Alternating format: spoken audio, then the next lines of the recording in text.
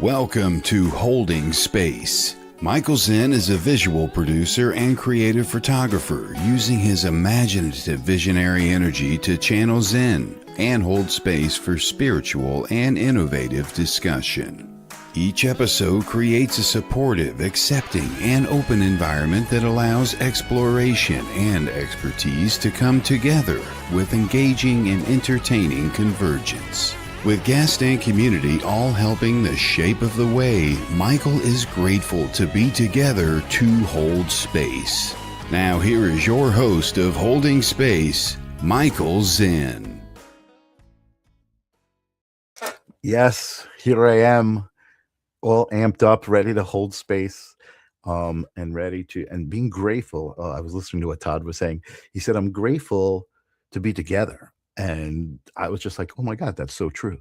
I'm so grateful that you guys are showing up. I saw Tim here. I saw me and my shadow here. Awesome. Pull a seat up. It is time to hold some space. It is going to be an amazing episode. One of my favorite people to talk to is going to be joining me, Suri Sawyer. I feel like a conversation with her is like, it's like a deep look in the mirror at things you didn't even know you wanted to say or think. And that's what I love about speaking with her. So I'm excited about that. I see Sherry sharing. Thank you so much. I see Jennifer reminding me to tell you guys to type hashtag live or just hashtag anything. If you type in the comments, what that does is it tickles the algorithm and says something's going on. Maybe show it to some more people. Let's grow this community. I love this network, Sacred Spiral. I love the people who show up here to see the shows. Evelyn, good to see you. Always here in support. It's amazing. People coming from Canada, people coming from the UK. I love it. It's amazing. So let's get ready. Let's clear the space. Let's set the intention. I love this part. It's only like 60 seconds, so bear with me. But we're going to clear the space. We're going to set the intention. I've got Sage here, ready to breathe, do some breathing. We're going to breathe in through the nose. We're going to hold it at the top. Sometimes I'll tell you to pull it in a little bit deeper or hold it a little bit longer, but it's basically breathing. You guys know how to do it. So let's do it together. 3 breaths that we're going to share and just kind of set the intention. So here we go. First breath in, up to the top, hold it and push it out. Feel it. Oh, I love feeling that first breath and like my whole body like just melt. Next one. Breathe in, hold it up at the top just a little bit and let it out. Let your shoulders drop. Just feel it. Feel yourself relax into it. And the last one together. One more. Breathe in through the nose. Hold it up at the top.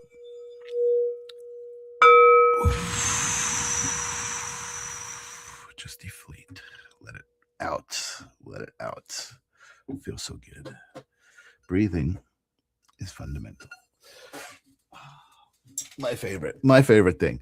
So what's up from Canada? I see everybody there. I see Kim Princess just walked in the door. Nice to see you too.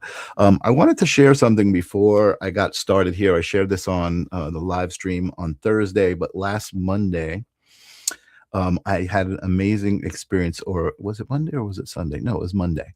Monday night, I worked at Emerge Holistic Center. This woman who owns it, Vanessa Calafiero, is amazing, and she has this space that I thought was good for this vision that I've been having about doing an immersive sound healing. I do a lot of stuff with the projectors and projecting on the walls and creating a immersive environment. And so New Year's, we had New Year's there with Hardy, a New Year's celebration.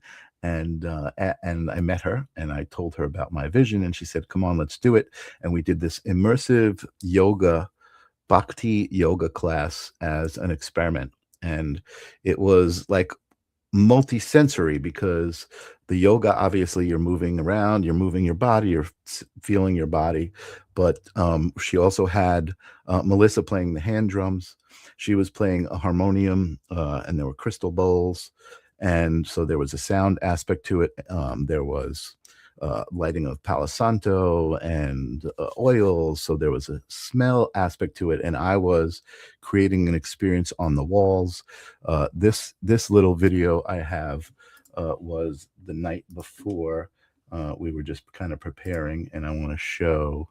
Oh, this is not a window. This is a video. I want to show Vanessa just kind of setting up the space and what it looked like, and then I'm going to just share 2 quick videos, and then we're going to bring on Suri. So I'm excited for that. But let's just take a look at what we have here. This is the initial test.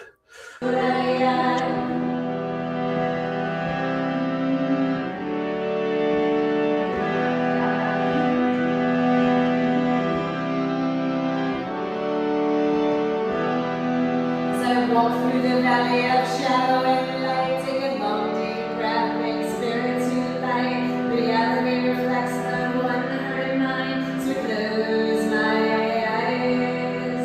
Earth, sun, stars, and sky, and meditate on your light. Open my heart and free my mind as I walk the path leading line. Om Guru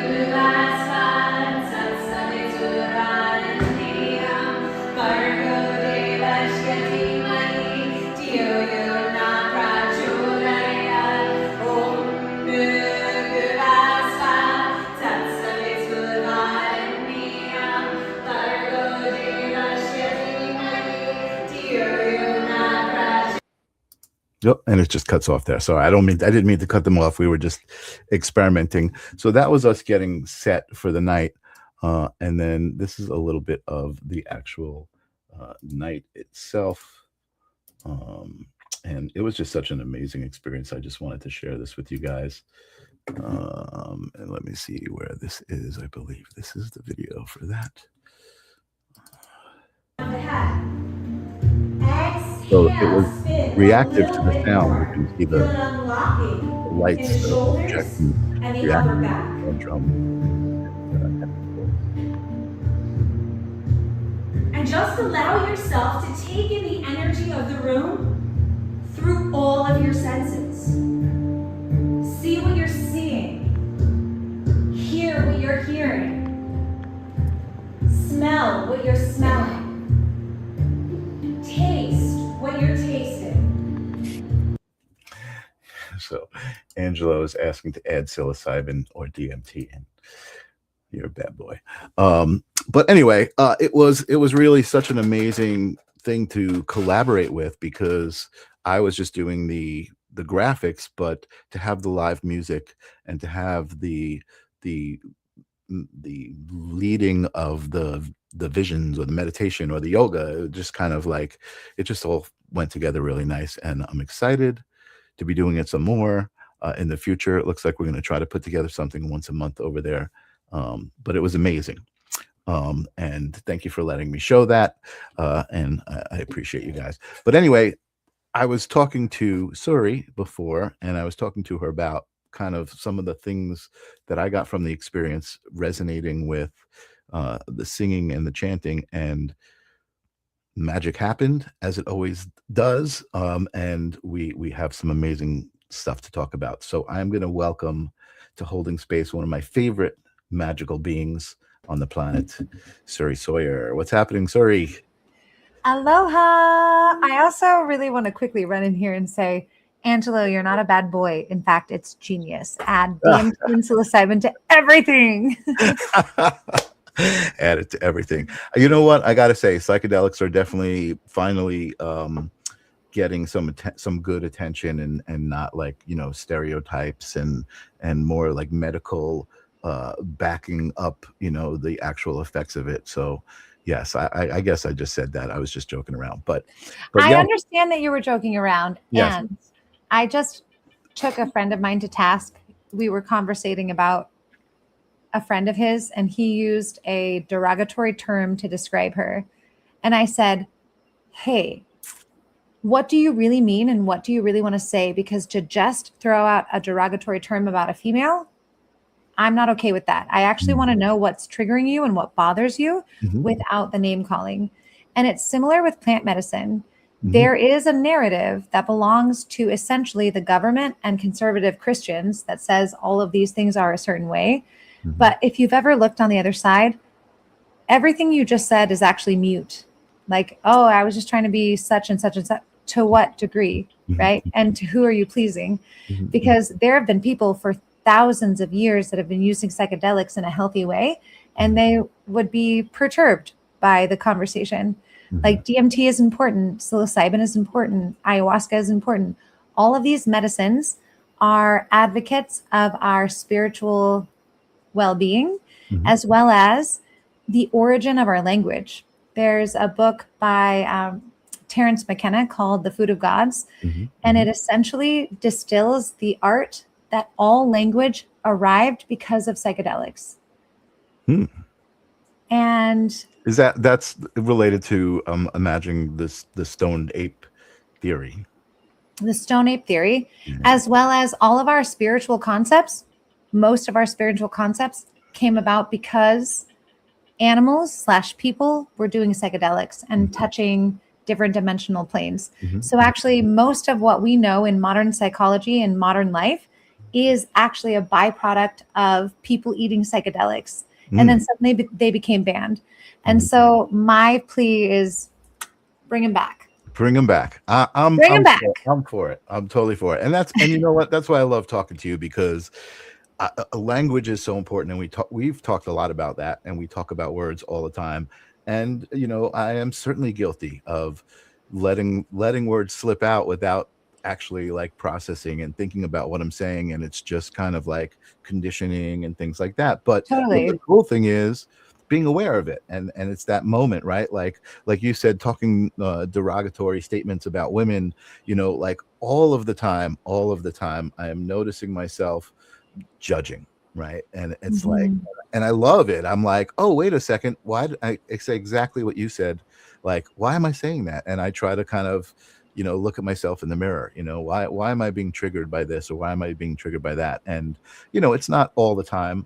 You know, I think there are moments that language, like there are exceptions, right, to the rule, or there are moments that the language isn't so, there's nothing so deep about it. It's just surface level, you know, momentary, you know. I want to challenge you on that though. Okay, challenge. Do it. All right. So all words are spells. All words have frequency. Every syllable sound wave that we cast from our mouth is casting a spell. Sure. And it is actually very important that we're cautious, careful, and aware of what comes out of our mouths. And there was a moment in which you were like, you bad boy. And I was like, shame. I don't know if it's your shame. I don't know if it's the shame that you cast over people who want to bring psilocybin to a sound journey. But our vocabulary is we need to be impeccable with it, because every single sound wave that we release from our mouth with the motivation and intention, as well as with the collective agreement about what a word means, we're launching ships with every word we speak. We're casting spells. Sure. I agree with that. I agree with that. But let me challenge you back. Challenge me back. I can't wait. There's also another part of casting a spell. See? And that is intention. See. So the intention and the words may not always, it's not like for each word there's only one intention, right? It's like those are two different variables in the way it's spoken and the energy it's cast with. Right? Absolutely. Yes. So with everything that we speak, there are multiple factors to consider. What's your motivation? What's the collective agreement about the word that you're speaking? And a more complex thing is the person or people that you're speaking to. What is their understanding of the definition of that word? Totally. And And when you came on and you said, wait, not a bad boy, like I instantly knew exactly what you're talking about and felt that whole thought process, right? About wait, Mhm. why did I say that? I said it because it was just quickly not being processed 100%. And it was like, who was I trying to please? Exactly what you said. You hit it on the head. And I don't necessarily take it back, but I do realize what I said, and I do realize there was no reason for saying that. I'm pro plant medicine. I believe that um, there's definitely things that plant medicine helps with, as far as like physiologically, I guess you could say, See. making synapses, making connections, neuroplasticity, that kind of Mhm. thing. There's definitely those aspects to it that I think are important, and even like you said, like in this moment, like super important to us understanding ourselves as beings, right? As See. multidimensional beings, because Yeah. there's an aspect of the plant medicine that allows you to ask not ask understand or kind of interact with interdimensional qualities that otherwise you might not be able to perceive. It definitely is a gateway and a doorway. And I recognize that there has been an attack on psychedelics, as well as it's warranted because sometimes when people do psychedelics, they totally lose their mind and they can't come back. Right. And that's something that we need to be aware of, is like that is real and it's created a bad name for these things. Sure. Simultaneously, the very reason for our language and a lot of our social culture is a byproduct, from my perspective, of psychedelic use from early hominids. Mm-hmm. And so we literally exist because of psychedelics. And Right. we exist the way that we do because of psychedelics. Sure. So interesting. I don't think thought we were going to go this way with the conversation, but I like this idea of talking about psychedelics and what you just said. What I was thinking in my head as you were saying that was, I took mushrooms when I was in college, and Mhm. the intention wasn't spiritual ascension or finding myself. The intention was, let's get fucked up.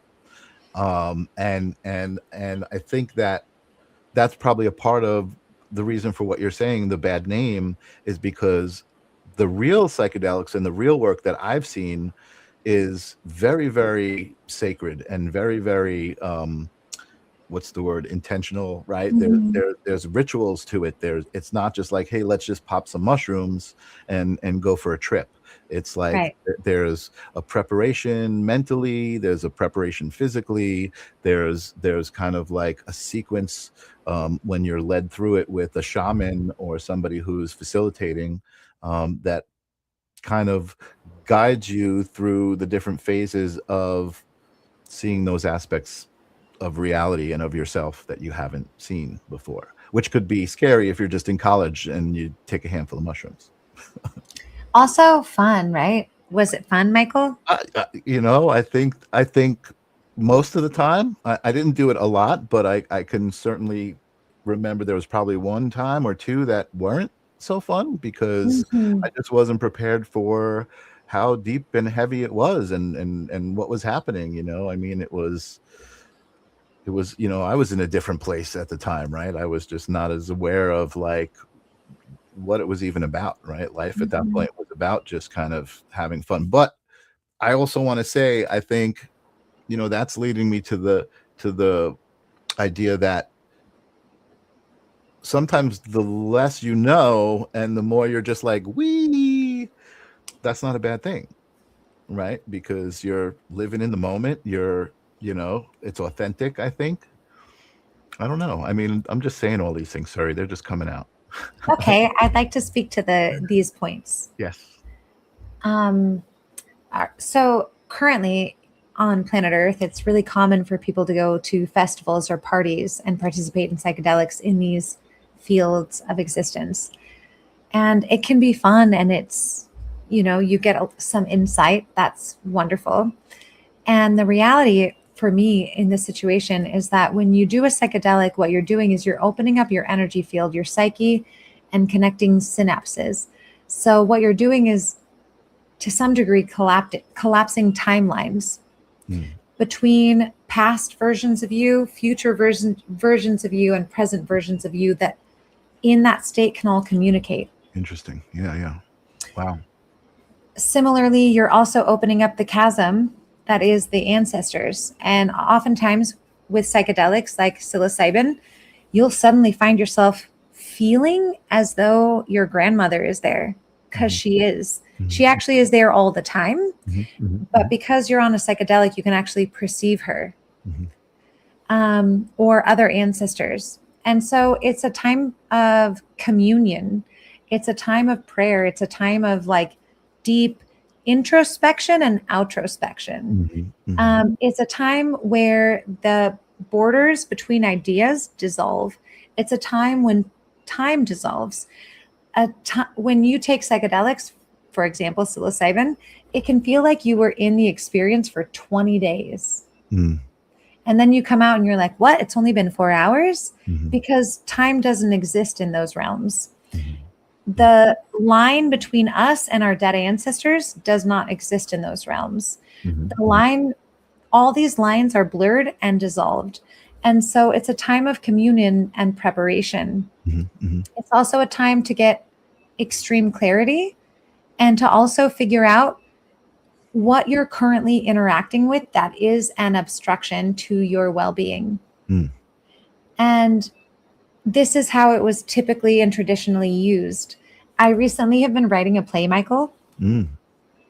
I performed it twice, but I'm currently refining her contours. And it's called Elysium. Elysium is an old term for a festival that the Greeks used to do, where they would gather everyone from every social dynamic, the lowest to the highest of social castes, to come together and do their equivalent of LSD. And it was a social reset where they would worship the goddess.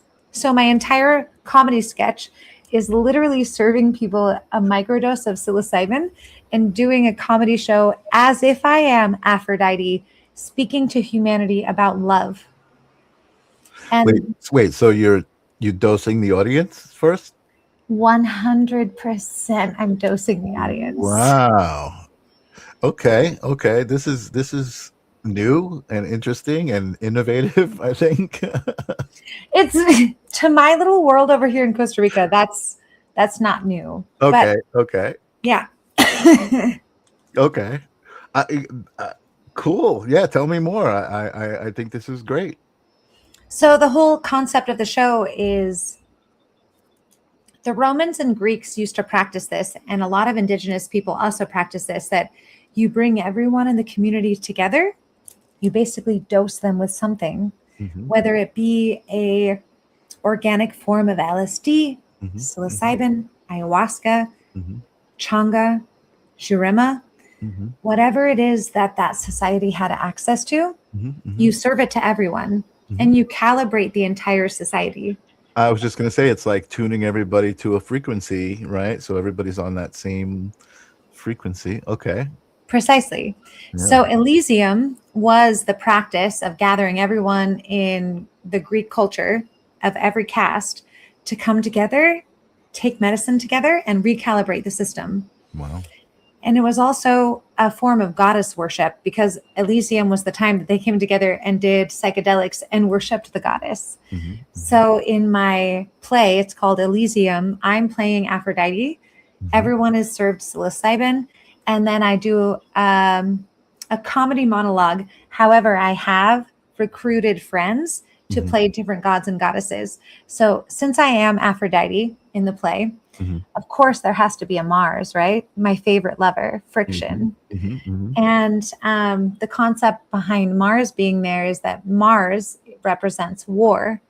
But our current understanding of war has been so adulterated. Simply, war means friction, because love by itself is pure being. That's why Aphrodite loves Mars, because Mars is the activation of friction. Friction could be music. Friction could be throwing a rock against another big boulder and just creating friction. Friction could be singing. Friction can be 1,000 things. Mm-hmm. But for some reason, our society is committed to friction, meaning war. Mm. Friction could also be the most erotic lovemaking you've ever had, because Michael Zinn, I'm going to be honest with you. Have you ever had lovemaking without friction? No, and honestly, I wasn't thinking war as you were talking about friction. I was thinking about lovemaking. I was thinking about that connection with, another human. And this is why Aphrodite, pure being love, is so attracted to the energy of Mars, because Mars is friction. Mm-hmm. Mars gives movement to the beingness of love. It's the motor that gets love driving. Wow. And Kim Princess says, I want to play a goddess. Kim, you are a goddess. Kim, Come on. you want to come to Costa Rica and wear a Greek goddess dress, I will give you a role. Who do you want to play is my next question. There you go. I love this. This is I think you're onto something here, Suri. I mean, I don't know how common it is in your circle, but I mean, it sounds like, I think already I saw people in the audience saying this is interesting, like they're ready to sign up. And I think I love it. And somebody said also, I guess Elysium is also a good movie with Matt Damon. Oh, okay. I will have to check it out. But I love what you're talking about. And I know that for me, the past couple of years, talking about the shift, right, in humanity that's happening, a lot of that has come to really be the divine feminine kind of rising again, She is rising. Yeah. Amazing. No, I think it's amazing, and I'm all for it. Can I tell you one of my favorite jokes in the play? Sure. I'm not gonna. Do you want to give it away? Come on. I mean, you're already building up a good marketing campaign here. Okay, so I'm not going to give you the whole joke, but the premise of it is this. Okay, so while the monologue is going on, I have a friend cast as Jesus who's sitting right next to me.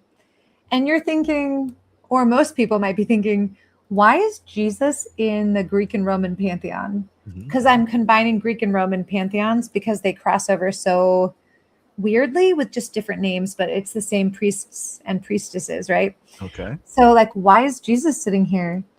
And I'm like, oh no, you guys didn't know that Jesus was part of the pantheon? Let me tell you. So when Aphrodite arose from the foam on the beach, she came up and she was like, and she was gorgeous as fuck. Venus de Milo, right? Like she comes out of the ocean and she's just like this sexy thing with all this long, flowing blonde hair and like nakedness on the beach. And Zeus is like, oh my God, I must have her. And Zeus approaches Aphrodite fully erect and ready to rumble. And Aphrodite is like, I'm good. Thank you, though. But Zeus still spreads his load all over the earth. He spreads his seed all over the earth. Okay. Immaculate conception. Here comes Jesus. Wow. And so this is why Jesus is involved in the pantheon in my comedy sketch, which also leads to this concept of Aphrodite is begging for the word love back, because what humanity is doing with the form of love is like guerrilla warfare. And even Jesus was saying, love, like love thy neighbor as thyself. But his PR department wasn't able to convey the message well. He needs a new PR department.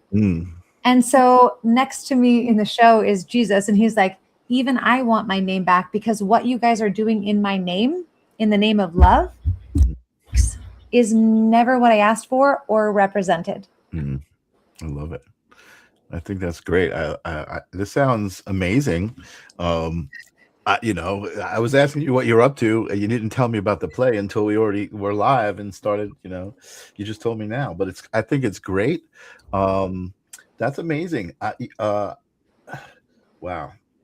I don't know where to go from this. Do you want to go into mantras? I'll sing you a song. Yeah, if you want to do that. I mean, I wanted to talk about, I did want to catch up because I loved hearing about what you're doing. And I think for me and probably a lot of people who are in the spiritual community who kind of are on still on the mainland, let's put it that way, right? Because you're in beautiful Costa Rica. You know, I know for me, I'm vicariously living through these stories. You know, my dream, you know, I'm connected to my ancestors, to living with the earth. And so my dream is, you know, to be living on a farm. Like I have a friend who moved to Hawaii at one point, and he was doing I forget what you call those farms that you live on, right? You live on a farm and they let you stay there. But he would talk about like how in the morning he was digging up, you know, vegetables with his hands, and then in the evening they were served on the table, and it was like, it seemed like such an amazing connection, you know, to not only the earth but just to life, right? To the cycle of life, just to, you know, kind of just authentically be it, right? To just be it, be the cycle of life. Be the cycle, be with the cycle. Yeah, absolutely. So before you play your song and the mantras, and we talk about mantras and what they mean, I think that's even kind of how we got into the conversation. You were telling me about what you're doing with 2 different farm projects. So why don't we talk about that and give that some love? I would love to speak about that. Yes. One thing that I'd like to start with is that I consider myself quite esoteric and multidimensional. And the way that I'm able to bring my multidimensionality into the physical reality is by chopping wood and carrying water. And I deeply love the phrase, before enlightenment, chop wood and carry water. After enlightenment, chop wood and carry water. Love that phrase.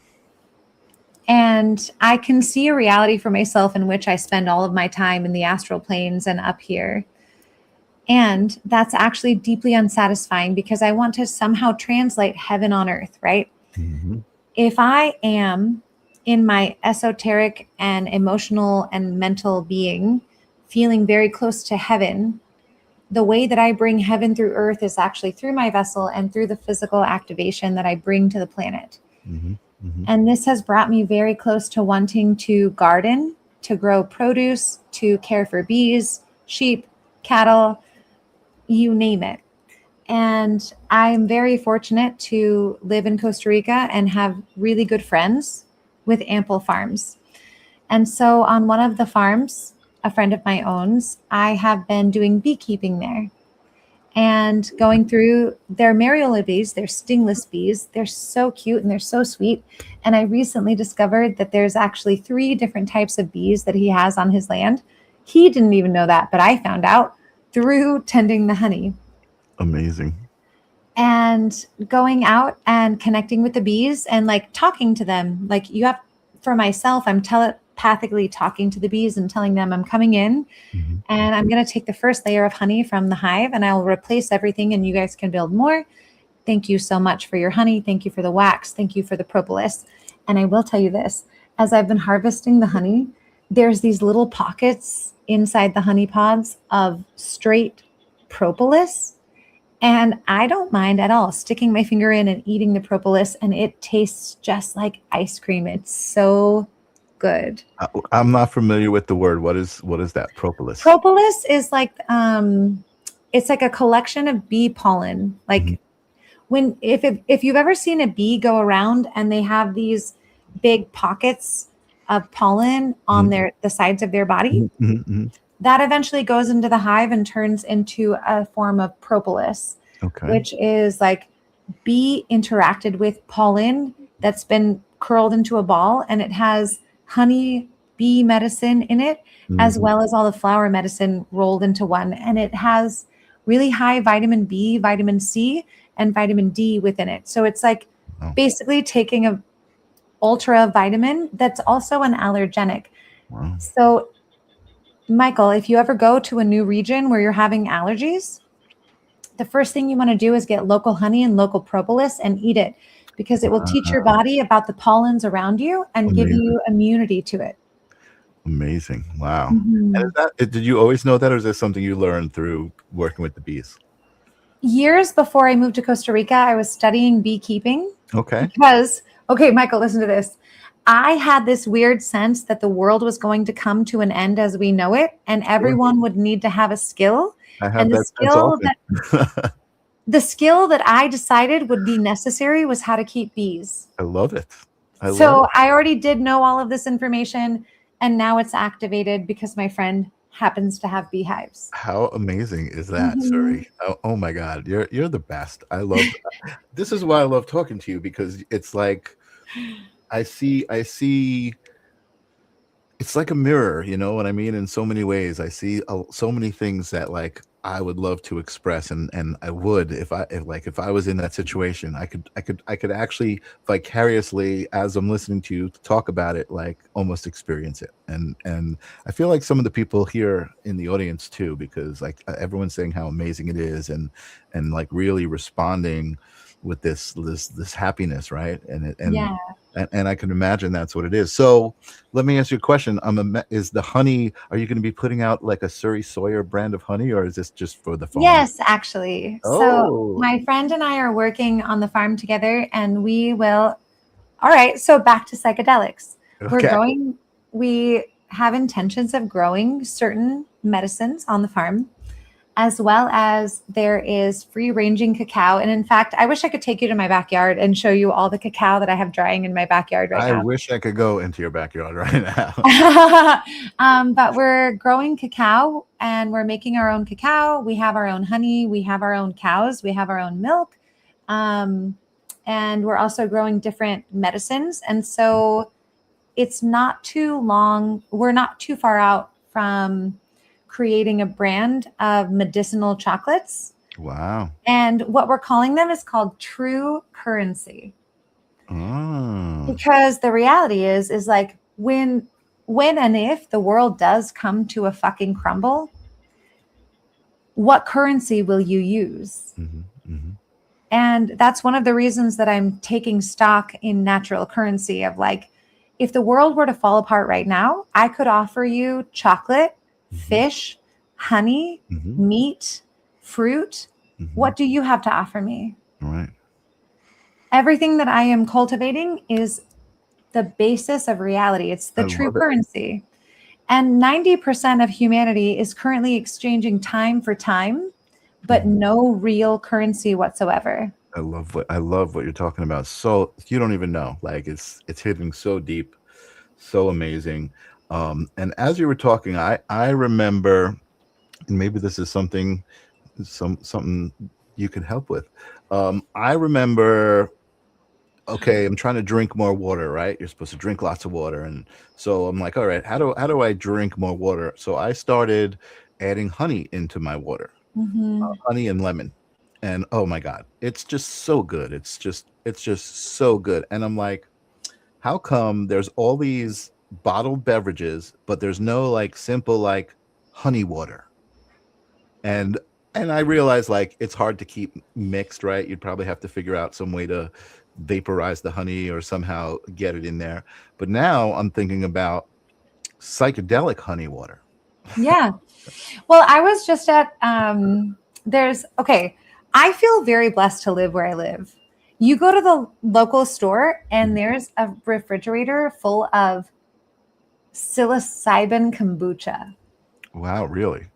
And you go to the little refrigerator section and there's every option of psilocybin, hape, like everything that you could imagine. It's all there and available for you. Wow. So psilocybin obviously is legal in Costa Rica. To a degree. Okay. You have to sell within certain rights and different things. And Mhm. but yes, pretty much like it's a little bit different than the States. Like, yes, I can walk into my local store and just purchase myself medicina. Wow. And I my observation of the differences between worlds, like Mhm. where I am now and what I witness happening in the States, is that for me, what you just said felt strange. Mhm. And I'll tell you why. Mhm. Because here, instead of going and buying like a bottled water with honey and lemon in it, Mm-hmm. you would buy a coconut and a lime Mm-hmm. Mm-hmm. Mm-hmm. and honey Yeah. from your neighbors, Right. or cultivate it yourself. And you're like, I've got a coconut, I've got lime, I've got honey. I love that so much better. I mean, I do. Except, like I said, I'm here on the mainland, living mainland life. And Okay, but here's what I want to say. yeah, say it. Okay, so my challenge against this mainland idea is, Michael, do you pay an HOA? I do not. You don't pay an HOA. Do you know anyone who pays an HOA? Probably, but I'm not really aware that they do. Do you pay any money toward mowing your lawn or paying for gardeners to come and tend your plant matter? I do not. I rent the bottom part of a house, and the landlord takes care of that, and they actually do it themselves. They don't pay anyone. So you probably do actually unknowingly pay into how the yard work is cared for. Sure. Yes. Okay. So one of the things that I would love to see change in the continental United States is the amount of people who pay to water and curate any kind of plant matter, but none of it is edible. It doesn't make any sense. You could equally, for example, whatever you're paying to water your lawn could literally be a field of herbs you could turn into tea. Whatever you're paying to water could easily turn into beans you could eat, sweet peas, snap peas, like whatever you want. Whatever you're watering on your front lawn, why not make it a pumpkin patch? Yeah. You can create so much wealth right in front of you, but it's just this weird choice not to. As well as there's all these like condominium complexes where every single person is contributing to an HOA that is supposed to take care of the plant matter within the HOA. And why aren't we receiving a box of produce with every HOA bill that we pay? Yeah, it's a good question. Let's imagine that instead of just planting arbitrary, beautiful bushes, you were actually planting something that was edible. So everyone who paid an HOA was also receiving a box of produce once a month or twice a week. It's incredibly within our reach. Do you know that many states within the United States make it illegal to collect rainwater? Yeah. And do you know that many states within the United States actually make it illegal to grow living food in your front yard? You have to hide it and put it in your backyard. It's crazy.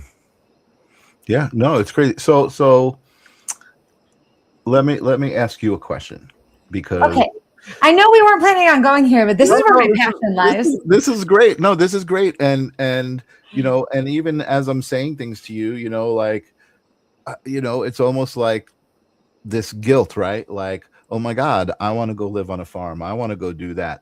And well, then you could just throw back to me, well, then why aren't you? So those are the kinds of things that I say. You always kind of make me think, right, of what I'm saying. Why am I doing what I'm doing? How did you get to Costa Rica? Because we were talking earlier and you said you grew up in California, suburban. You had no idea that, you could grow food and you can, raise animals. What made you decide to leave? And I don't want to say the comforts, right? But no, you can say comforts. That's very real. But what you knew, right? To leave everything that you knew. Which is the comfort is what you know, right? It doesn't matter what it is. That's the comfort, right? Yes. Okay. So when I was in my early 20s, I didn't realize that life could be different, but I have very vivid memories of driving around suburbia sobbing, like driving around Rancho Santa Margarita, California, Irvine, California, and driving through these complexes of houses where everyone had a lawn and people had flowers on their lawns and everyone has their own lawnmower. And I would cry. I would be like, I can't do this. I don't know how to get out of this, but I just know that I can't do this and I don't want to do this. It does not make any sense to me that everyone lives in their individual house with their individual lawnmower, with their individual blender and their crock pot. When in reality, if a handful of families got together, they maybe need one lawnmower and maybe 2 blenders and maybe 1 crock pot. Like the amount of consumption that is required to maintain what the average American thinks is a well-held house in their individual sovereignty didn't make any sense to me. I couldn't understand why we were all living in these separate houses with all of our separate appliances, paying for separate gardeners to come and take care of our lawns. I sorry to interrupt. Everything you're saying, I resonate 1,000,000% with. I don't even understand, like, why do we mow the lawn? Like, why do we have to cut it to make it look a certain length every week? Like, because we're trying to be royal British people with our fancy fucking lawns, and people don't even realize that it's a really deeply inbred thing to attempt to mimic the royals. Yes. Oh, my camera's doing that thing again.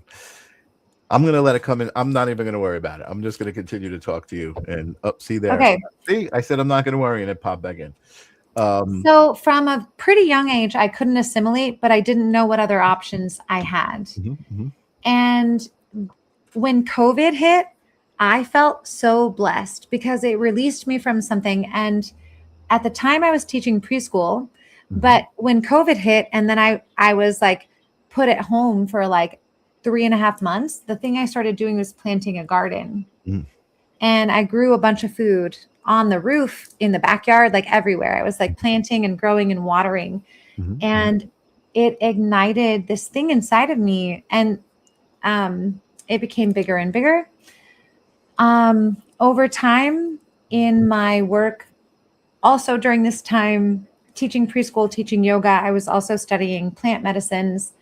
Ayahuasca, psilocybin, jurema were the primary medicines that I was studying. And just being in a country that makes it illegal to grow food in certain ways, makes it illegal to collect rainwater, makes it illegal to commune with plants like psilocybin, ayahuasca, and jurema. I was like, I don't want to be anywhere where the collective intuition says, make nature illegal. Also, I don't want to be anywhere where something is being sprayed everywhere. I couldn't stop the spraying. Like, I didn't want to spray on my garden, but that didn't mean that my neighbor wasn't spraying toxic chemicals for ants or termites or all these things, because there are alternative answers. But it's an uphill battle fight. So for me, it kind of hit this point when people were being vaccinated and I was choosing not to be vaccinated. And I want to say it had nothing to do with anything political. It was simply something in my being saying that's not the right move for me. And people were losing jobs. People had to get the vaccination to keep jobs. And I was quickly alerted, whatever is happening here right now is insane. And I do not want to be here. And that's when I came to Costa Rica and started to figure out that there were alternative ways for existing. Wow. Yeah, that's amazing. And fairly recent, you know. So it's been about 5 or 6 years that you've 5 been? years I've been here, yeah. Yeah. Wow. And apparently it's working, right? And I mean, wow, there's so many things that you said that I want to unpack. However, I do want you to sing for us. And Okay. I do want to talk about mantras. So let's bring that. How do we bring that together? The conversation together. Okay, I'll say this. What's happening right now on planet Earth is unprecedented. We haven't seen this kind of collision of intelligence, old generations and new generations. Just, it's a big collision. And I find a lot of comfort in singing the mantras, prayers, and songs that have been sung by people for thousands of years. The song I'm about to sing is one of the oldest known mantras to mankind, and it's called the Mool Mantra. It's originally sung in Gurmukhi, which is the language that precedes Sanskrit. So it's ancient, ancient, ancient, ancient, ancient. And they even say that the original language is not even from Earth, it's a light language coming from the stars, which would indicate that it's been sung even eons before the earth was created. Wow. And I shall sing it for you, and then I shall tell you what it means. And connecting all these lineages, connecting over timelines, and even imagining that generations after me, this song will still be sung. So when generations after me sing it, somehow my soul will get tickled, and I shall be singing with them as well. Love that. All right.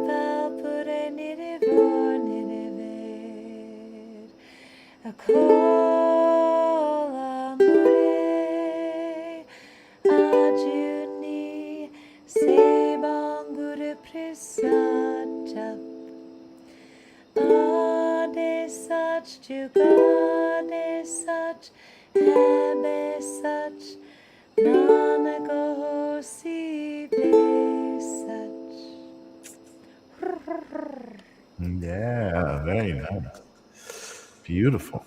Hold on, let me fix this microphone setting so I'm not echoing. Take your time, baby. There we go. Yeah, that was beautiful. So tell us the origin of that and the story. The etymology of the Mool Mantra. Ek. The grand Big Bang, the beginning. Ek Ankar.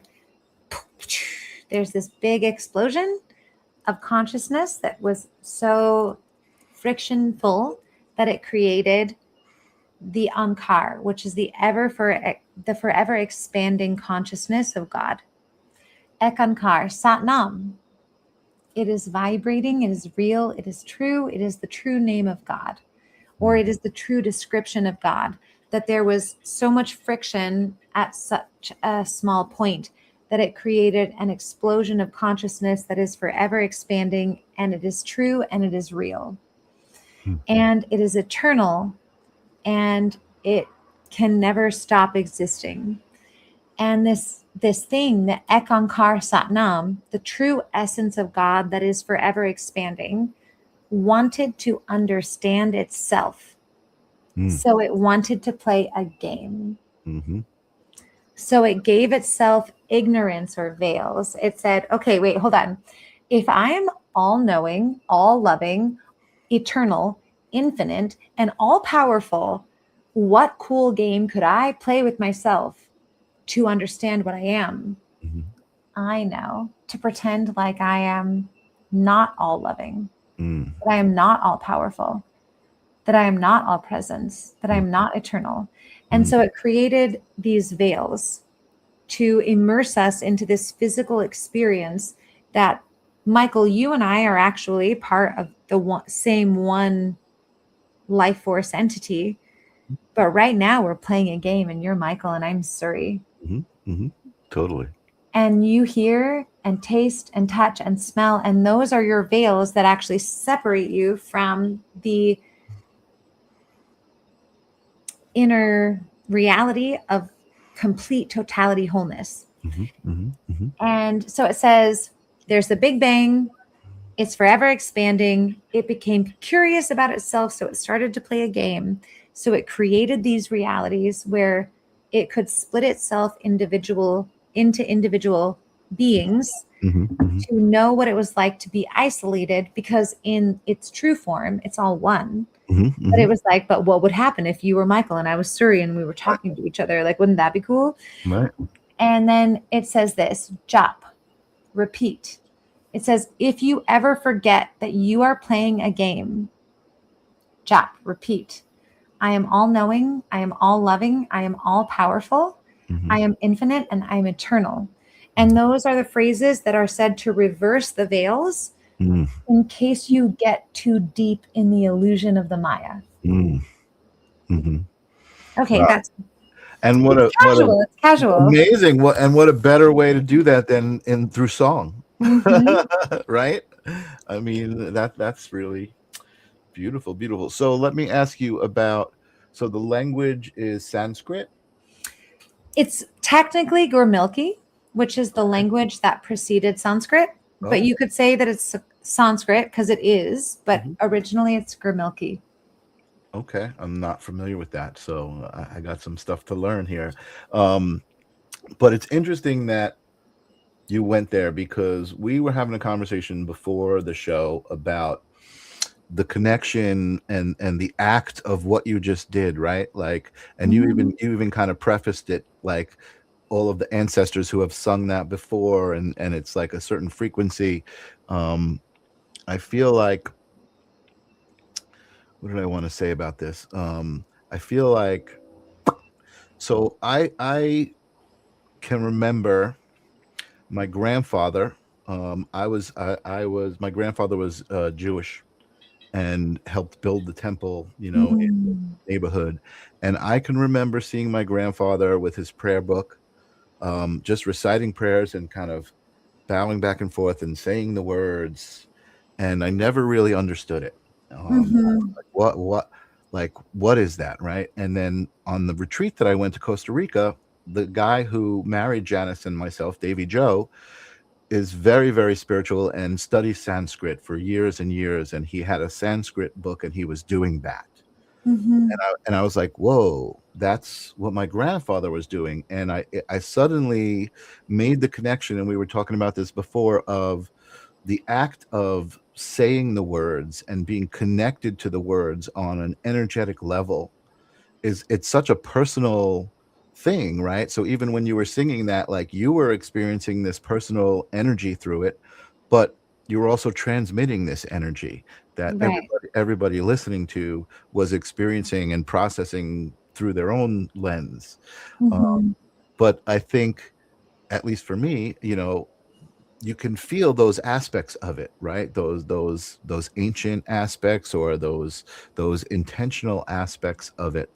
I just think it's amazing, and like I said, it's like I'm almost envious, right? I would love to feel that. I would love to be able to open a book and just like not see words that I have to read, but just feel this energetic connection to the symbols and to the sounds that the symbols make when I speak them aloud. Yeah. Does that make sense, what I'm saying? It does. And one of the things that personally in my work, especially in ancestral work, is my mourning for the reality that currently what we're experiencing in humanity is a deep disconnection from our ancestry. So I, as a white woman who grew up in America, and my ancestors on both sides of my family, when you trace back ancestry, all came over on the Mayflower, which meant that they were indentured servants, which they were slaves. And they came here at the inception of America, and all culture that would have maybe been inherited to me was completely lost. And so if I wanted to sing the songs of my ancestors, I don't even know where to find them. I don't know what they sound like. I don't know what they sang. I don't know what they said. And to add to that, I'm a mutt. So like my DNA is a mixture of hundreds of different cultures. Sure. So if I wanted to connect to my lineage, I wouldn't even know where to begin. I almost feel like you wouldn't need to know where to begin because you could really begin anywhere. And that's why I was personally very attracted to the lineage of the Sikh tradition, because the first time I heard the Mool mantra, I'd never heard it before, but I knew it. I knew it. I was like, I don't know how I know this song, but I know this song. Sure. And so one of the things that I think a lot of humans currently crave is the way to be able to connect to their lineage that may have been lost. And we are very blessed that there are certain lineages that have not been broken. And we can actually resonate back to our own ancestry by connecting to some of these things. And I think it gets convoluted because of this term called cultural appropriation, which I think is both valid and invalid. Speaking of cultural appropriation, I have a very diverse spiritual belief system and background. And I had a really beautiful Tico friend of mine, a native Costa Rican woman, come to me and literally say to me, Suri, I feel so bad for you. And I was like, why? And she said, because you're white, the only thing that people will accept of you is if you are Christian. You don't actually have spiritual freedom. And I see how you connect to the ayahuasca medicines, and I see how you connect to the prayers, and I see how you connect to Eastern indigenous traditions, and no one will actually let you have it. And then she handed me a feather and said, you can wear this in your hair and believe whatever you want. I support you. And it's true. There's something about my complexity and my upbringing that has, if I were to fully go full force into a lot of the belief systems that I genuinely believe in, I know that I face a lot of criticism and judgment. Even wearing these feather earrings is like a risk at it, like who does she think she is? She's not a shaman. Yes, I am. I'm just white though. Right.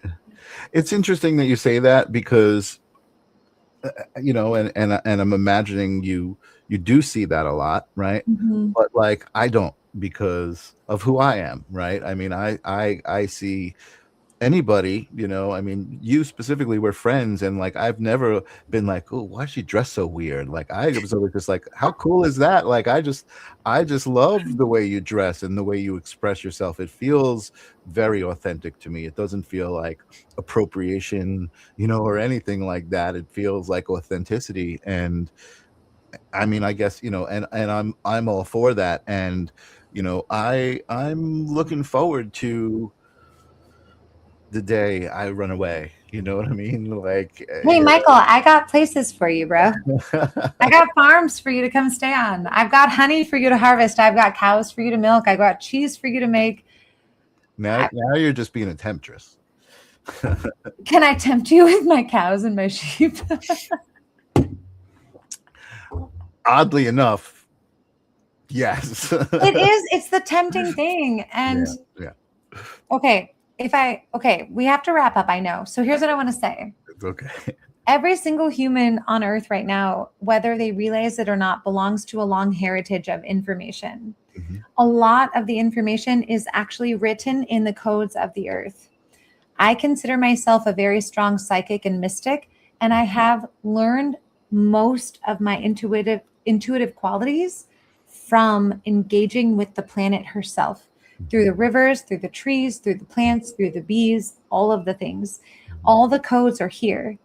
And something is currently happening in the westernized world where nature is being eliminated slowly, and to the point that, can I make a guess, Michael, you do not know where your food comes from.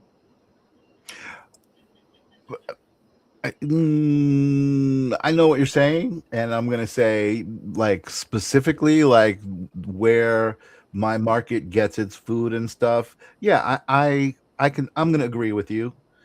I'm not gonna agree with you in the way that I do feel like I'm aware of, like, that's something that I'm missing, and that's something that I'm detached from, and less me because I'm a little bit older, but more so, Janice's 19-year-old kid, right? Like, Yeah. no idea of, like, the process of, like, an animal growing and a crop growing and harvesting and all Okay, of but Michael, I'm going to challenge you one more time. Sure. When you eat an apple, do you know where the apple comes from? I mean, I guess I'm not sure what you're asking, like, specifically, or like, Yeah, like where did your apple come from? it comes the apple that I'm eating, and this is why I don't eat as many apples, because I don't get them from the right spot, is coming from probably a freezer that has been in for 5 years. Right. But my question even is deeper, Yeah. is like, what country does that apple even come from? Gotcha. I gotcha. Like, where does your food come from? Yeah, no, you're right. I don't know. So 90% of the westernized world has no idea where their food even comes from. And this is the thing that I would love to see a drastic change in through the lineage of remembrance, is like, hey, wouldn't it be cool if the apple came from your backyard? Yes. Hey, wouldn't it be cool if it was actually like in the little community that I live in?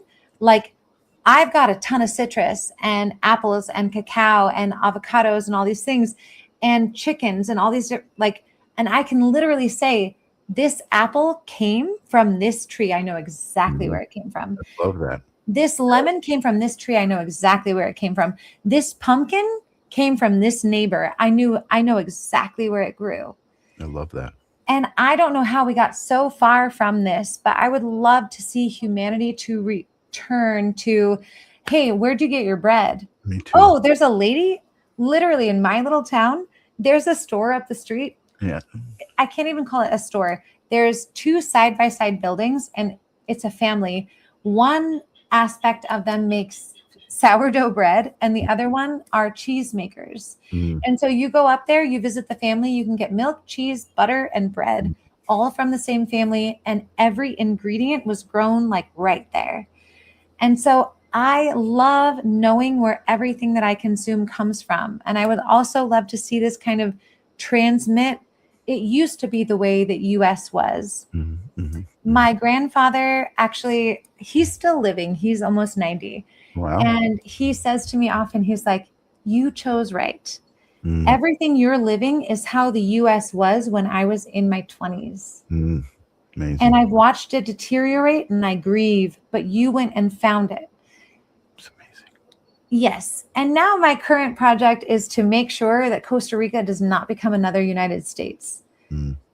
And also to take these codes back to the United States. So anyone who's listening, if you have space in your garden to plant pumpkins or beans or anything, please start planting it. Grow your own food just for the kicks and giggles of it, and make it the new trend. I love it. I love it, Suri. Really, I love what you just, that story of your grandfather and that respect and that knowing, that acknowledgement of what you did and the intention behind it. Really amazing. And somebody had said earlier that you're thriving, Suri, you're thriving. And I definitely see that. I can remember, there was a time maybe a year ago where you were like, kind of like leaving the hostel and, you didn't know what was going on. And you were still Suri, right? I never had any doubts. I never had any doubts that everything was going to be fine. But here you are today, like just glowing, thriving, and transmitting this amazing message, and just, like if only all of us could transmit that much love for humanity and the well wishes for the other people who are here also, it would be such a much better place. I love it. Evelyn says, yes, you have become radiant. Thank you, Evelyn. And also, anyone who wants to come visit me in this magical world of clean air and clean water and like great produce and like fresh cheese and fresh sourdough bread, let me know. I've got 2 extra guest bedrooms. You're welcome to stay. I'm gonna let you know soon. I think I might have to format my own personal retreat. Come on down, baby. I got psychedelics and fresh produce. And pumpkins. I have a whole pumpkin patch. It's so pretty. I love it. And chickens.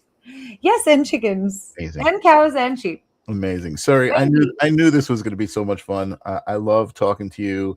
I love reflecting. I love living vicariously. All of the things that happen when we get together. So thank you so much for being here. And hopefully we'll get together again soon. We will, Michael. And thank you guys. Thank you everybody for being here. Such an amazing supportive group. We feel you when we do this stuff. I mean, I know Suri feels the same way. I know Jennifer Rose feels the same way. We all love this. We're all here because of this amazing community, and this amazing knowing that we are community, that we are, a collective soul. Collective Soul. That's a good name for a band. Thank you, Vivian, for always being here. Again, I love it when, like, you're in Costa Rica, right? And so it's like I feel some of my energy is there, and Vivian is in Hawaii, so I feel some of my energy is there. I love it so much. Yes, Evelyn, Love Fest. Thank you, guys. Enjoy the rest of your Tuesday, Suri. We will definitely speak soon, and everybody else, enjoy. And thanks for coming, and come on back next week. You might as well. It's going to be fun. Ciao, ciao, Homo sapiens. Peace.